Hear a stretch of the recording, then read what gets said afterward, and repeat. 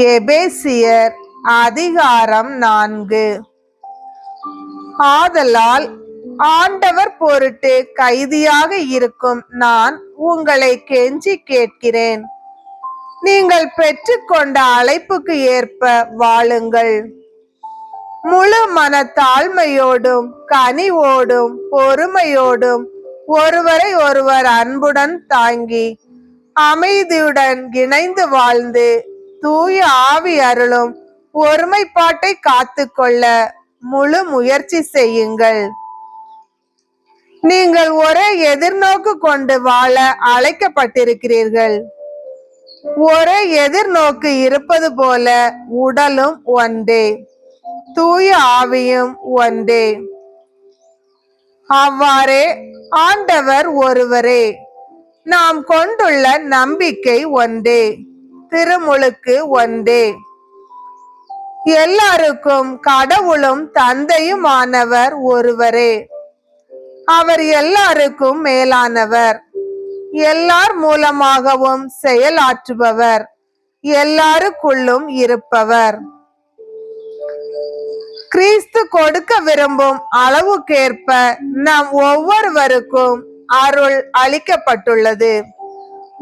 ஆகையால்தான் அவர் உயரே ஏறி சென்றார். அப்போது சிறைப்பட்ட கைதிகளை இழுத்து சென்றார், மனிதருக்கு பரிசுகளை வழங்கினார் என்று மறைநூல் கூறுகிறது. ஏறி சென்றார் என்பதனால் அதன் முன்பு மண்ணுலகின் கீழான பகுதிகளுக்கு அவர் இறங்கினார் என்று விளங்குகிறது அல்லவா? கீழே இறங்கியவர்தான் எங்கும் நிறைந்திருக்கும்படி எல்லா வானுலகங்களுக்கும் மேலாக ஏறி சென்றவர். அவரே சிலரை திருத்தூதராகவும் சிலரை இறைவாக்கினராகவும் வேறு சிலரை நற்செய்தியாளராகவும் ஆயர்களாகவும் போதகர்களாகவும் ஏற்படுத்தினார். திருத்தொண்டாற்ற இறை மக்களை ஆயத்தப்படுத்தவும் கிறிஸ்துவின் உடலை கட்டி எழுப்பவும் இவர்களை அவர் ஏற்படுத்தினார். அதனால் நாம் எல்லாரும் இறைமகனை பற்றிய அறிவிலும் நம்பிக்கையிலும் ஒருமைப்பாட்டை அடைவோம். கிறிஸ்துவிடம் காணப்பட்ட நிறைவை பெரும் அளவுக்கு நாம் முதிர்ச்சி அடைவோம். ஆகவே இனி நாம் குழந்தைகளைப் போல் இருக்கக்கூடாது. மனிதருடைய தந்திரங்களையும் சூழ்ச்சிகளையும் தவறுக்கு வழி நடத்தும் ஏமாற்று வழிகளையும் நம்பி அவர்களுடைய போதனைகள் என்னும் காற்றால் அடித்து செல்லப்பட்டு அங்கும் இங்கும் அலைகளிக்கப்படக்கூடாது. மாறாக அன்பின் அடிப்படையில் உண்மை பேசி தலையாகிய கிறிஸ்துவை போன்று எல்லாவற்றிலும் நாம் வளர வேண்டும். அவரால் தான் முழு உடலும் இசைவாய் பொருந்தி தன்னிடம் உள்ள தசை நார்களால் இறுக்கி பிணைக்கப்பட்டுள்ளது. ஒவ்வொரு உறுப்பும் தனக்கே குறிப்பிட்ட பணியை செய்வதால் உடல் வளர்ச்சி பெற்று அன்பால் கட்டமைப்பு பெற்று வளர்ச்சி அடைகிறது. ஆதலால் நான் ஆண்டவர் பெயரால் வற்புறுத்தி சொல்வது இதுவே: பிற இனத்தவர் வாழ்வது போல் இனி நீங்கள் வாழக்கூடாது. அவர்கள் தங்கள் வீணான எண்ணங்களுக்கேற்ப வாழ்கிறார்கள். அவர்களது மனம் இருள் அடைந்திருக்கிறது. அவர்களது பிடிவாத உள்ளத்தின் விளைவாய் ஏற்பட்ட அறியாமையின் காரணத்தால் அவர்கள் கடவுள் தரும் வாழ்வுக்கு புறம்பானவர்களாக இருக்கிறார்கள். அவர்கள் உள்ளம் மரத்து போய் பேராசை கொண்டு ஒழுக்கக்கேடான செயல்களில் எல்லாம் ஈடுபட்டு தங்களை காம வெறிக்கும் உட்படுத்தினார்கள்.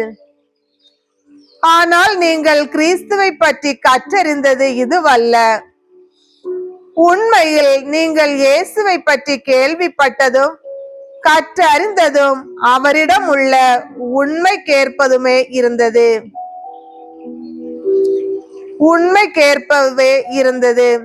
எனவே உங்களுடைய முந்தின நடத்தையை மாற்றி தீய நாட்டங்களால் ஏமாந்து அழிவுறும் பழைய மனிதருக்குரிய இயல்பை களைந்து விடுங்கள்.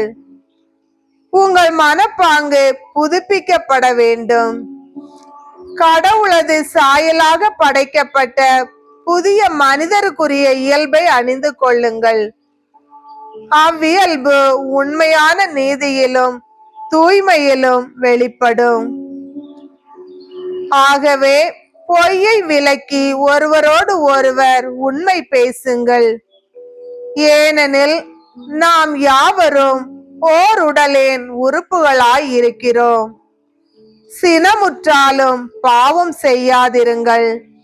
பொழுது சாய்வதற்குள் உங்கள் சினம் தணியட்டும். அலகைக்கு இடம் கொடாதீர்கள். திருடர் இனி திருடாமல் இருக்கட்டும். மாறாக தேவையில் உழல்வோருக்கு பகிர்ந்து கொடுக்க தங்களிடம் பொருள் இருக்கும் வகையில் தாங்களே தங்கள் கைகளால் நேர்மையோடு பாடுபட்டு உழைக்கட்டும். கெட்ட வார்த்தை எதுவும் உங்கள் வாயினின்று வரக்கூடாது.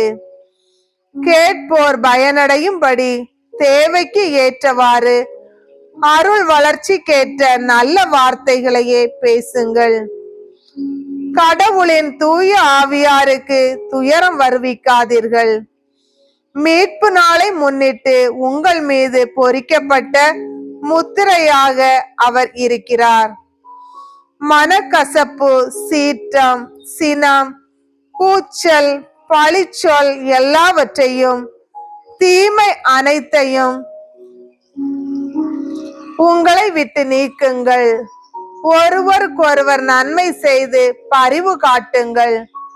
கடவுள் உங்களை கிறிஸ்து வழியாக மன்னித்தது போல நீங்களும் ஒருவரை ஒருவர் மன்னியுங்கள்.